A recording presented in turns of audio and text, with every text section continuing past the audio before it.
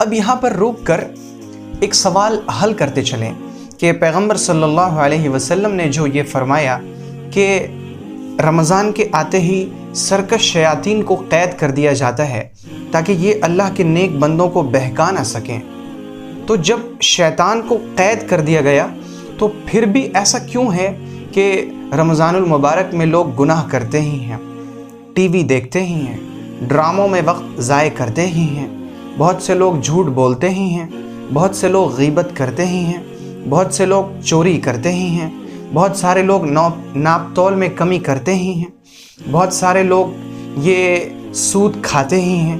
جب رمضان میں شیاطین کو قید کر دیا گیا تو پھر لوگ گناہ میں مبتلا کیوں ہیں؟ یہ ایک ایسا سوال ہے جو بہت سی بار عام لوگوں کے ذہن میں آتا ہے۔ اس کے کئی جواب ہیں۔ اس میں جو سب سے پہلا جواب ہے وہ یہ کہ پیغمبر صلی اللہ علیہ وسلم نے اس حدیث میں 3 خوشخبریاں سنائی ہیں۔ ایک تو یہ کہ جنت کے دروازے کھول دیے جاتے ہیں، دوسرا یہ کہ جہنم کے دروازے بند کر دیے جاتے ہیں، اور تیسرا یہ کہ سرکش شیاطین کو قید کر دیا جاتا ہے۔ یہ جو تینوں خوشخبریاں ہیں یہ اللہ رب العزت کے نیک بندوں کے لیے ہیں۔ یہ خوشخبریاں کافروں کے لیے، مشرکوں کے لیے، فاسقوں کے لیے، اللہ رب العزت کے نافرمانوں کے لیے نہیں ہیں۔ رمضان کا مہینہ اگر آیا تو کافروں کے لیے جنت کے دروازے نہیں کھلے، کافروں کے لیے جہنم کے دروازے بند نہیں ہوئے، کافروں کے لیے شیطان کو قید نہیں کیا گیا۔ تو یہ خوشخبری، یہ تینوں خوشخبریاں صرف نیک مومنین کے لیے ہے۔ ان کے لیے جنت کے دروازے بھی کھولے گئے، ان کے لیے جہنم کے دروازے بند بھی کیے گئے، انہی کے لیے شیطانوں کو قید بھی کیا گیا۔ اب انہیں شیطان نہیں بہکا سکتا۔ تو جب یہ تینوں خوشخبریاں، جنت کے دروازوں کا کھول دیا جانا، جہنم کے دروازوں کا بند ہونا اور سرکش شیاطین کا قید ہونا، یہ نیک مومنین کے لیے ہے، تو پھر نیک مومن، اللہ کا جو نیک بندہ ہوگا، انہیں شیطان بہکا نہیں سکتا۔ اور وہ جو عام لوگوں کو شیطان بہکا رہا ہے، فاسقوں کو، فاجروں کو، نافرمانوں کو، ان کے لیے تو شیطان قید میں گیا ہی نہیں ہے۔ یہ تو ہے پہلا جواب۔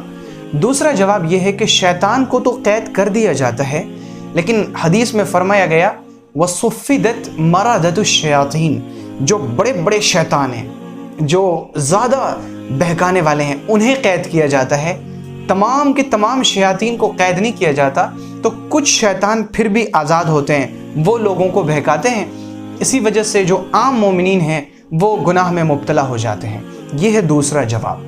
اور اس کا جو تیسرا جواب ہے جو محدثین نے دیا ہے وہ یہ ہے کہ چونکہ انسان پورے سال شیطان کے بہکاوے میں رہتا ہے، اور شیطان کے بہکاوے میں آ کر، شیطان کے بہلانے اور پھسلانے سے گناہ کرتے کرتے اس کا جو نفس ہے وہ خود گناہ کا عادی بن چکا ہوتا ہے۔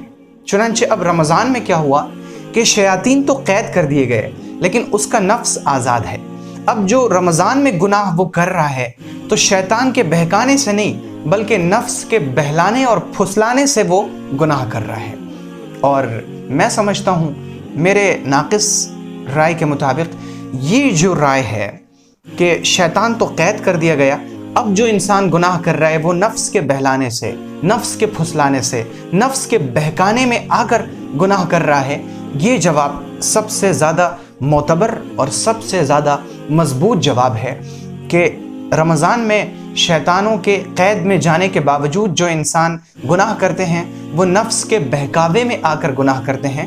انہیں بہکانے والا، انہیں بہلانے اور پھسلانے والا شیطان نہیں ہوتا، بلکہ ان کا خود کا وہ نفس ہوتا ہے جسے وہ سال بھر گناہ میں ڈال ڈال کر موٹا کر چکے ہوتے ہیں، اور ان کا نفس گناہ کے معاملے میں بہت مضبوط ہو چکا ہوتا ہے۔ چنانچہ جب آپ دیکھیں گے اللہ کے نیک بندوں کو، تو ایک تو وہ عام دنوں میں بھی گناہ سے پرہیز کرتے ہیں، اور اگر رمضان کا مہینہ آ جائے تو پھر ان کا کیا کہنا۔ ان کا تو ایک ایک قدم اٹھتا ہے وہ سوچ کر، بہت سمجھ کر، بہت بوجھ کر، ہر وقت ان کی نگاہ میں اللہ رب العزت کی طرف سے یہ چیز ہوتی ہے کہ کہیں میرا رب مجھ سے ناراض نہ ہو جائے، کہیں اللہ تعالیٰ ناخوش نہ ہو جائے، کہیں میں کوئی ایسا عمل نہ کر دوں جو شریعت کے حکم کے خلاف ہو۔ تو یہ اللہ کے نیک بندوں کا حال ہوتا ہے۔